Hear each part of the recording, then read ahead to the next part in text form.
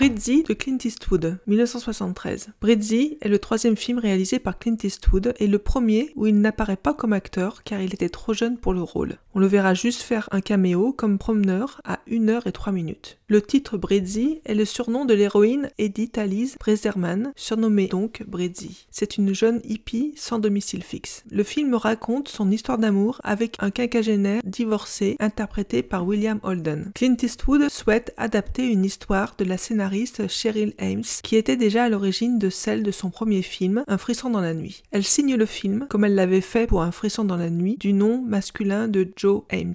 Et comme pour Un frisson dans la nuit, il est intéressant de noter qu'une grande partie de l'histoire est vue du point de vue féminin. Clint Eastwood étant donc trop âgé pour le rôle, il fait appel au grand William Holden pour incarner Frank Harmon, l'agent immobilier qui va tomber sous le charme de Brizzy et avec lequel il s'est parfaitement entendu sur le tournage. Tournage qui fut très facile et détendu comme ces trois images nous le montrent. William Holden avait été la vedette d'une centaine de films dont Sabrina de Billy Wilder, Les Cavaliers de John Ford et La Horde sauvage de Sam Peckinpah. L'année après Brizzy, on le retrouvera dans La Tour infernale de John Guillermin. Pour jouer Brizzy, ce sera la toute débutante Kay Lance, repérée dans American Graffiti de George Lucas. À part ces deux films, sa carrière cinématographique ne laissera pas de traces. En revanche, on pourra la croiser dans plus de 80 séries, dont L'Homme de Fer, Magnum ou Les Experts Las Vegas. N'étant pas devant la caméra, Clint Eastwood saisit l'occasion pour se concentrer uniquement sur la mise en scène et continuer d'apprendre. C'est en revanche amusant de voir comme il a dirigé William Holden, comme si c'était lui, notamment dans la partie où il rencontre la jeune fille. Michel Legrand, spécialiste des airs de romance, signe la musique de film. Souvenez-vous de ses notes célèbres dans les films de Jacques Demy, comme Les Parapluies de Cherbourg ou Les Demoiselles de Rochefort, mais aussi la très belle partition d'Un été 42 de Robert Mulligan. Brizzy, c'est aussi le retour, comme il l'avait fait dans Un frisson dans la nuit avec Les falaises de Carmel, de balades en images dans un Los Angeles vintage du début des années 1970. Ne pas apparaître comme acteur dans le film, c'est aussi l'occasion de disparaître un peu de la scène après la tempête médiatique de son précédent film, L'homme des hautes plaines, où il avait subi de rudes attaques et de nombreuses accusations injustifiées faites à son personnage. Il faut d'ailleurs à ce sujet repérer une autocitation lorsque les deux amoureux vont au cinéma voir L'homme des hautes plaines. Mais Brizzy, c'est aussi le signe d'un élément beaucoup plus important pour comprendre et apprécier l'œuvre de Clint Eastwood. Alors qu'il était étiqueté cinéaste et acteur d'un cinéma de genre musclé, avec Un frisson dans la nuit, L'homme des hautes plaines et surtout L'inspecteur Harry, voilà qu'il se met à proposer une romance qui met en avant les valeurs pacifistes. Ce n'est que le début de ce qu'il fera tout au long de sa carrière, changer complètement son image, déstabilisant les critiques et le public incapable de le ranger dans une case. Sans que ce soit volontaire pour le moment, c'est aussi un premier pas vers l'élargissement de son public. La légende est en route.